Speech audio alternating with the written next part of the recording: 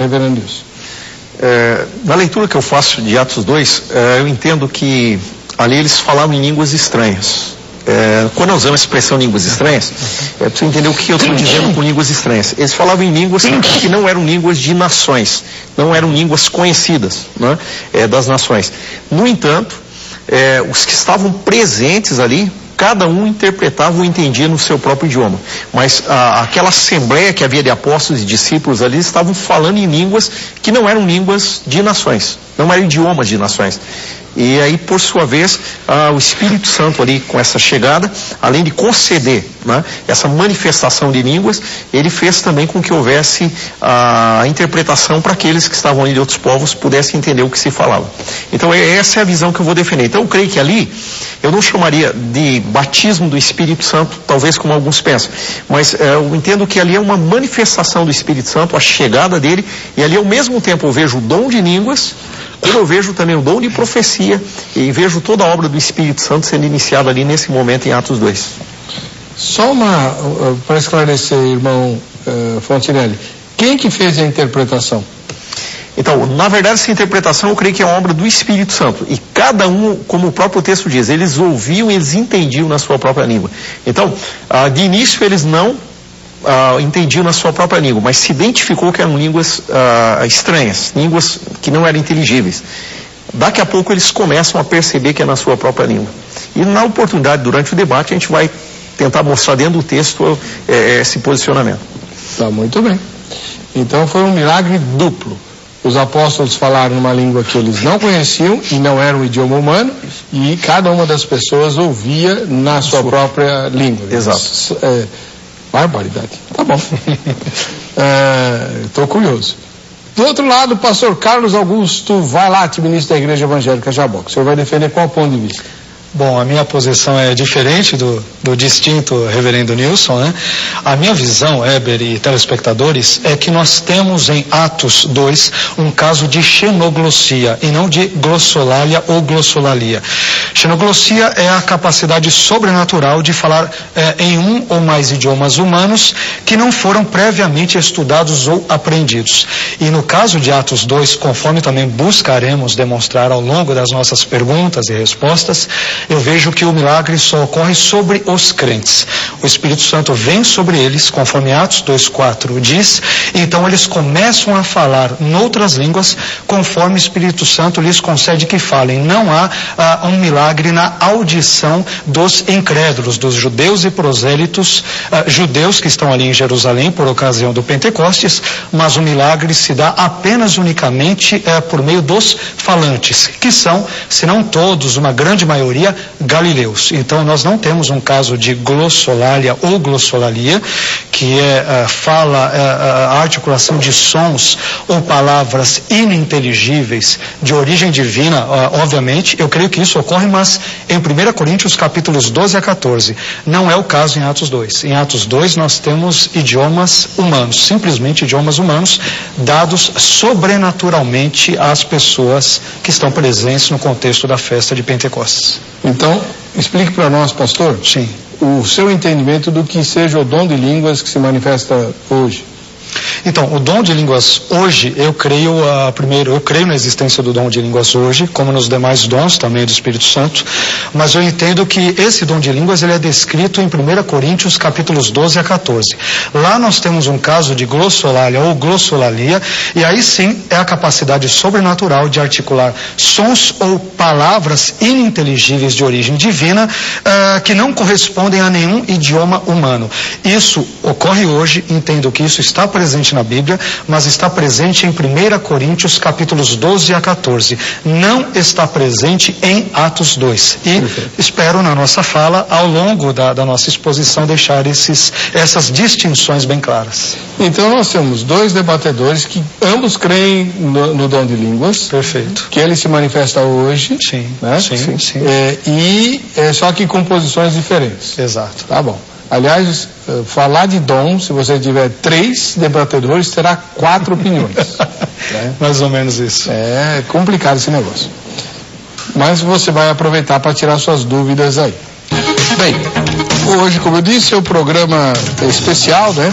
Nós temos o formato de perguntas e respostas, discutindo o que aconteceu lá em Atos capítulo 2. Será que aquilo tem a ver com o dom de línguas ou foi algo diferente?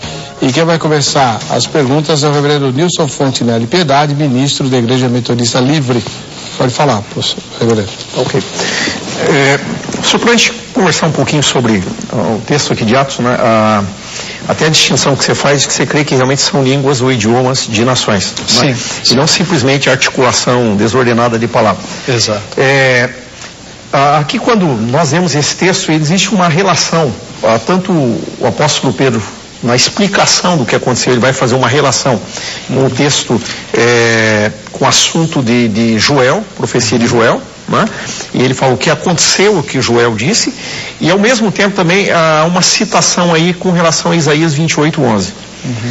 Com relação a Isaías 28:11, que fala que Deus falaria esse povo por homens, tal perguntaria assim, qual a relação que você faz dessa fala de Pedro entre o que aconteceu em Atos 2 e, por exemplo, Isaías 28:11, que é uma profecia de que Deus falaria ao povo por outra língua?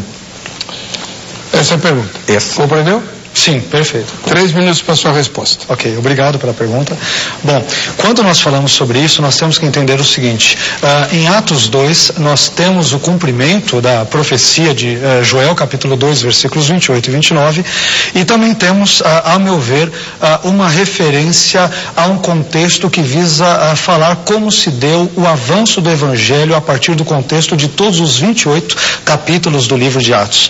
Eu acho que a pergunta é muito boa, que o reverendo Nilson fez, pelo seguinte, quando nós lemos Atos capítulo 2, versículo 4, diz que as pessoas que estavam ali no contexto de Pentecostes começaram a falar outras línguas conforme o Espírito Santo lhes concediam que falassem.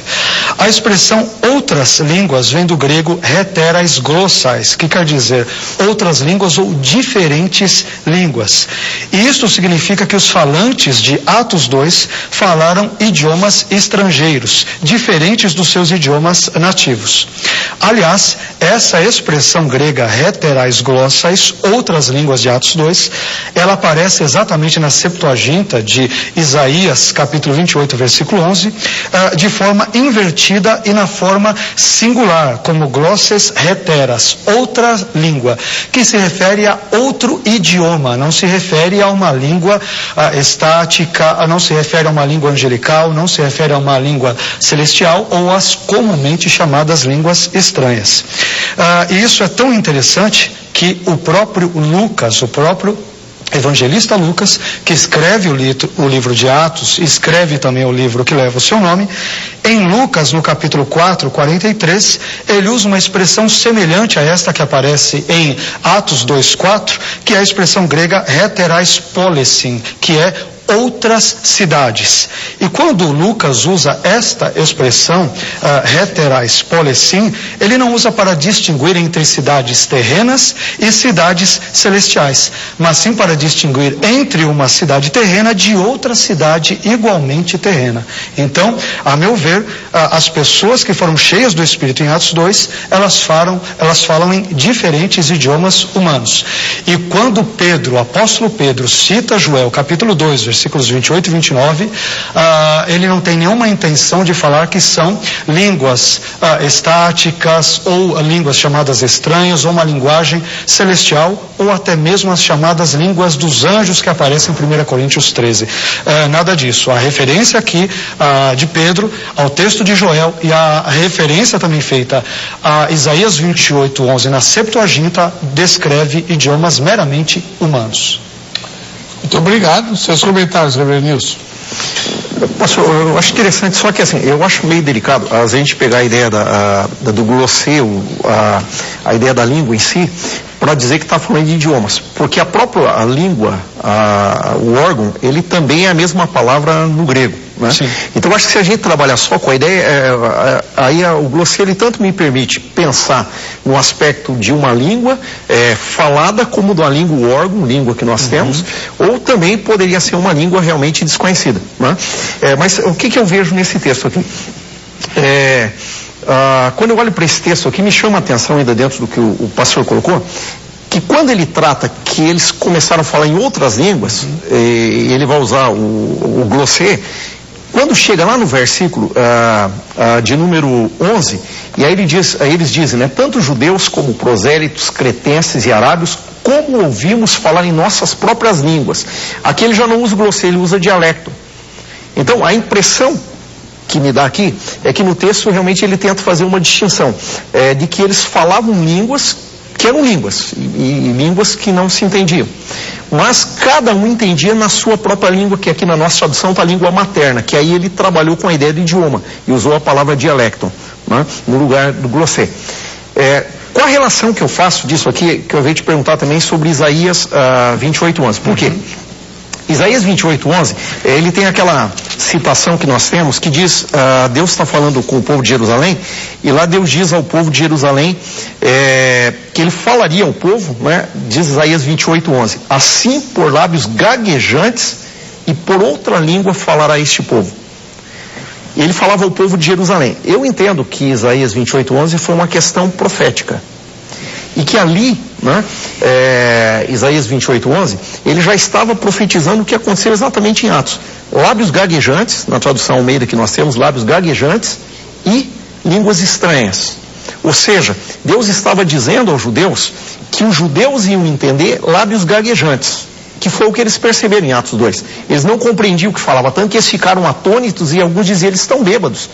Ora, se fosse língua de nação, que eles estivessem falando um idioma normal, não haveria o porquê de acharem que estariam bêbados. Acharam que estavam bêbados porque os lábios eram apenas gaguejantes. Então, para o judeu, ali foi apenas lábios gaguejantes, línguas que não se entendiam. Só que os povos de outras línguas, aí eles entendiam como, aí seria a ideia da língua estranha, mas uma língua estrangeira. Então, a manifestação em Jerusalém, eu vejo nesse aspecto. Houve o falar em línguas, a glossolalia, que é a língua sem sentido, mas houve a interpretação, o entendimento na língua de nação, uma língua estrangeira. Então é isso que eu vejo no livro de Atos. Muito bem. Passamos a primeira rodada. Não, só a metade da primeira rodada. O pastor Carlos Augusto é que vai começar agora. Ele vai fazer a primeira pergunta dele. Ok. Reverendo Nilson, como você já citou a questão do dialecto, e eu imaginei que ela também realmente seria citada, porque tem tudo a ver com o nosso debate, então eu quero pegar um gancho nisso e fazer a seguinte pergunta, que você já, inclusive, de certa forma mencionou, mas quero ver se nós podemos escavar talvez mais conteúdo, né? Como você interpreta Atos capítulo 2, versículos 6 e 8, que dizem, eu vou ler para facilitar para o irmão, versículo 6, e correndo aquela voz, ajuntou-se uma multidão e estava confusa, porque cada um os ouvia falar na sua própria língua. E o versículo 8, como, pois, os ouvimos, cada um na nossa própria língua em que somos nascidos? Como que você entende a palavra língua aqui, dentro desse contexto mais amplo de Atos 2, por favor? 3 minutos, pastor. Tá, ok. Então, aqui dentro desse texto aqui, aquilo que eu falei, a palavra língua, dependendo do momento que ela está falando, ela toma sentidos diversos. Tanto que o texto foi usado também dizendo que apareceram como que línguas de fogo. Então eu penso que a palavra aqui ela vai tomando sentido diverso. Aqui, volta àquilo que eu estava colocando desde o início para a gente ir um pouco mais fundo então. A fala era uma fala numa língua que não se entendia. A razão deles ficarem atônitos, perplexos, e mesmo lá no final, se a gente for ver no versículo de número 13, diz que alguns zombavam e diziam estão embriagados. Agora, então isso aí me deixa claro que havia um grupo ali entre eles, e esse grupo que havia entre eles não estava entendendo o que se passava. Mas quem estava entendendo o que estava sendo anunciado eram as pessoas que estavam de fora, né? Ou seja, os peregrinos, forasteiros que estavam por ali, que realmente entendiam o que se falava.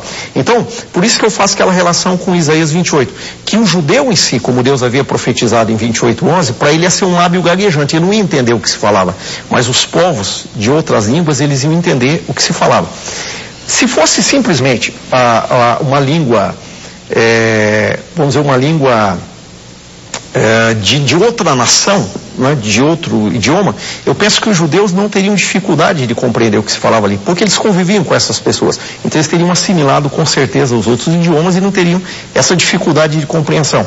Mas o fato deles ficarem atônitos, perplexos, de ficar tentando entender o que está acontecendo, eu penso que exatamente isso é que vai mostrar que ali realmente houve um fenômeno estranho, né, a ponto de algumas coisas parecerem loucura ou embriaguez, mas ao mesmo tempo se processa alguma coisa ali que parece natural, aonde alguns estão entendendo. Então eu penso que à medida que o texto coloca aqui, o texto está, em certo sentido, ele resumindo a história. Então quando de início ele fala, olha, todos ouviam, não entendo que isso seja desde o começo que todos ouviam na sua própria língua, mas aqui ele está dando a ideia geral e depois ele vai explanando a situação. É assim que eu vejo essa questão do texto de Atos 2. Ok. Seus comentários, pastor. Ok. Bom, o reverendo Nilson, ele vê, por exemplo, pelo que eu entendi, se eu de repente falar errado, por favor me corrija, né? Ele vê o termo grego glossa. Claro, sem dúvida alguma, em grego se refere tanto ao órgão da fala, a língua, como também se refere à fala. Mas eu vejo nesse texto dialecto, que só pode se referir a um idioma humano, como sinônimo de glossa, nesse texto de Atos 2. Em Atos 2, o termo glossa, o substantivo glossa, língua, no sentido de realmente da fala da língua, do idioma, ele é usado como sinônimo de dialecto. Não é algo distinto, não há um milagre em algum momento em que as pessoas ali, os judeus que estão presentes nesse contexto de Pentecostes, não há um milagre na audição, mas o milagre está na fala. O Espírito Santo só vem sobre os que são crentes, e estes é que começam a falar em outras línguas conforme o Espírito Santo lhes concede. Então o milagre ocorre sobre crentes, não sobre descrentes. Esse tipo de milagre não está presente no texto, a meu ver. E quando o texto diz que eles ouvem em decorrência dos versículos anteriores, porque os cheios do Espírito Santo falaram. É por isso que eles ouviram. Com relação à palavra dialecto que nós citamos aqui, ela ocorre 6 vezes ao todo no Novo Testamento, e curiosamente todas essas ocorrências se dão apenas no livro de Atos dos Apóstolos. Talvez até para o telespectador acompanhar, ocorre em Atos 1:19, 2 versos 6 e 8, 21:40, 22:2 e 26:14. Além disso, dialectos também ocorrem mais 2 vezes na Septuaginta, a tradução grega do Antigo Testamento hebraico, nos textos de Ester 9:26 e Daniel 1:4. Em todas estas 8 ocorrências, 6 no Novo Testamento, mais 2 na Septuaginta, dialecto se refere sempre a um idioma falado por um povo ou um idioma que se fala em uma determinada região. Diante dessa evidência linguística, eu acho que é complicado entender que as línguas faladas em Atos 2 não sejam idiomas humanos. Com relação à questão citada de Atos 2:13, que as pessoas que ali estão presentes, elas zombam, dizendo que eles estavam cheios de vinho. A palavra grega gleukos, não é oinos, que quer dizer um vinho doce, um vinho mais suave, o vinho de uma safra nova. Não é a palavra oinos que aparece em João 2. E eles estão admirados pelo fato de galileus, que são camponeses rústicos, pessoas ignorantes, pessoas indoutas, pessoas incultas, falarem idiomas que dantes eles não aprenderam. Tanto é que Atos 2:7 diz: não são galileus todos estes que estão falando, como pois nós ouvimos, parafraseando o texto, pessoas ignorantes, incultas, falando de forma profícua em outros idiomas, sendo que eles não aprenderam. Os galileus, eles eram vistos normalmente como pessoas incultas, ignorantes, e assim por diante. Então, o milagre se deu pelo fato de galileus falarem em idiomas humanos que previamente eles não haviam estudado ou aprendido, e não pelo fato de falarem em línguas estranhas, penso eu. Muito grato. Então, cada um de vocês já fez uma pergunta. Vamos para a segunda rodada. Reverendo Nilson, sua segunda questão. Reverendo Vailate, a pergunta que eu te faço é o seguinte, voltando nessa questão, quando Pedro aqui cita Joel, e ele tentando explicar o que estava acontecendo, ele diz: e acontecerá nos últimos dias, diz o Senhor, que derramarei do meu espírito sobre toda a carne, vossos filhos e vossas filhas profetizarão. Qual a relação que você faz desse momento, do que aconteceu aqui, da expressão de Pedro, profetizarão, com 1 Coríntios 14, onde nós talvez estejamos discutindo em 1 Coríntios 14 sobre línguas e sobre profecia. Você faz alguma relação aqui da justificativa de Pedro, quando ele fala que profetizariam, com a profecia que se tenta distinguir das línguas lá em 1 Coríntios capítulo 14. Então a minha pergunta é, você faz alguma relação entre a defesa de Pedro com a questão da profecia em 1 Coríntios 14? Ok. O que ocorre? Eu entendo que Atos 2, ele não fala de profecia, embora Pedro ele tenha mencionado Joel capítulo 2, versículos 28 e 29, nós não devemos tomar literalmente tudo que ele diz, porque ele diz ali que o Espírito Santo seria derramado sobre todos, e obviamente ele não é derramado sobre todos no contexto da igreja que está ali nascendo em Atos, ele é derramado sobre todos aqueles, os 120, cerca de 120, que estão ou na casa ou no cenáculo, né? Possivelmente porque como a palavra hieros, templo, não aparece, eles devem estar de fato no cenáculo. Então, ele só está querendo dizer que Atos 2 é o cumprimento de uma forma genérica, sem entrar em detalhes, como é comum nas citações midráshicas de judeus dos períodos vétero e neotestamentários, de modo que Pedro não tem a intenção de tomar cada detalhe do texto de Joel 2, versos 28 e 29.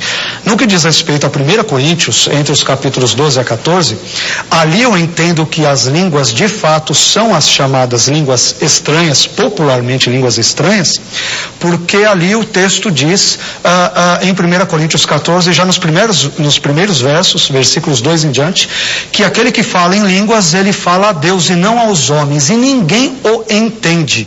E em espírito ele fala de mistérios. Então, o contexto de 1 Coríntios 14, ele é absolutamente claro quanto a um caso de glossolalia ou glossolalia, isto é, uma língua que é falada, que não compreende um idioma humano. Quando nós vamos para 1 Coríntios 14, 13, 14 em diante, é curioso que o texto diz o seguinte: aquele que fala em línguas, ore também para que interprete. Ele não diz aquele que fala em línguas, estude também para que interprete, porque no contexto de 1 Coríntios 14, versos 13 em diante, ali sim nós temos um caso de glossolalia, ou seja, a capacidade sobrenatural de articular sons ou palavras ininteligíveis de origem divina que não correspondem a nenhum idioma. Não vejo esse tipo de situação em Atos 2. Aliás, é curioso nós vermos que em Atos 2 nós não temos a interpretação das línguas em nenhum momento. O reverendo disse agora há pouco que o Espírito Santo deu uma capacidade para os ouvintes, os estrangeiros, judeus e prosélitos, para entenderem o que estava sendo falado. Esta informação em nenhum momento está presente em todo o contexto do capítulo 2 de Atos. Todavia, a palavra interpretação associada a línguas é citada cerca de 7 vezes entre 1 Coríntios 12 a 14. Então, eu acho que quando o irmão disse que o Espírito Santo os fez compreender, é uma inferência que o irmão faz que não está presente claramente no texto. O milagre se deu na fala de forma ativa e não na audição de forma passiva, porque o Espírito Santo só vem sobre os crentes ali de Atos 2 e não sobre incrédulos. Seus comentários, reverendo Nilson. Há um tempo atrás, a gente teve, aqui no Vejam Só, tivemos um debate que foi sobre 1 Coríntios 14. Okay. E eu lembro que na época eu defendi a posição de que em 1 Coríntios 14 nós temos temos que ter um entendimento que ali nós temos duas línguas sendo faladas. Uma que é a língua de edificação pessoal, e essa diz que só fala a Deus, você fala em mistérios a Deus e não precisa de interpretação. Mas que quando é a profecia, né, e nós defendemos a posição de que a profecia, ele está falando de línguas também, que quando é uma língua profética, uma fala em línguas para a igreja, essa tem que ter interpretação. Uhum. Então, na visão de Paulo, em 1 Coríntios 14, quando ele fala de profecia e diz que a profecia fala aos homens, e que quando é profecia, então, aí tem que ter alguém que, se não tiver ninguém que interprete, então não é profecia para a igreja. Então, o que Paulo estaria tratando lá? Que sempre que é uma profecia, que é uma língua onde Deus quer falar com a igreja, Deus vai trazer interpretação. Quando a língua é uma língua do meu espírito, e na época eu defendi essa posição, que é uma língua do meu espírito falando com Deus, essa língua é eu e Deus, eu não preciso de interpretação, porque não é uma profecia para a igreja. Qual a relação que eu vejo, então, entre esse texto de Atos 2, porque eu acharia estranho. Aconteceu um fenômeno aqui de línguas, e acontecendo toda essa coisa, o pessoal está atônito, e o Pedro vem e ele começa a citar profecia. Ele diz, não, o que acontece é o que Joel falou, que haveria profecia, que profetizariam e tal. Então, eu pegando essa palavra profecia aqui de Atos capítulo 2, na resposta do Pedro, e ligando com a profecia que Pedro fala lá em 1 Coríntios 14, e em 1 Coríntios 14 a profecia é uma língua estranha, mas que tem que ter interpretação, e a interpretação aí se torna claro a igreja, então eu consigo relacionar isso com Atos 2, aonde eu vejo em Atos 2, novamente sendo falado em línguas estranhas, né? Na linguagem da línguas estranhas a gente fala uma língua ininteligível, mas ao mesmo tempo, então, como é uma língua que Deus queria que os povos ali que estavam ali em Jerusalém entendessem, então essa interpretação vai acontecer normalmente. Então ao mesmo tempo, então ali eu vejo então um dom de língua, assim, é o mesmo dom de línguas que está lá em Atos 14, aonde alguém fala em línguas e de alguma maneira Deus providencia a interpretação para o outro que está lá ouvindo. Porque a interpretação nem sempre precisa ser a outra pessoa que traga a interpretação. Tanto que Paulo lá em 1 Coríntios 14 ele diz, olha, se alguém falar em línguas, então ore para que Deus te dê a interpretação. Então pode ser uma pessoa, pode ser a pessoa mesmo que está falando em línguas, como eu creio que o Espírito Santo pode sim fazer com que outros entendam na sua própria língua, independentemente se são cristãos ou não são cristãos. Mas a relação que eu faço da profecia, tanto em Atos quanto 1 Coríntios 14, é de que essa profecia é uma língua que se fala, mas que vai haver uma interpretação nela.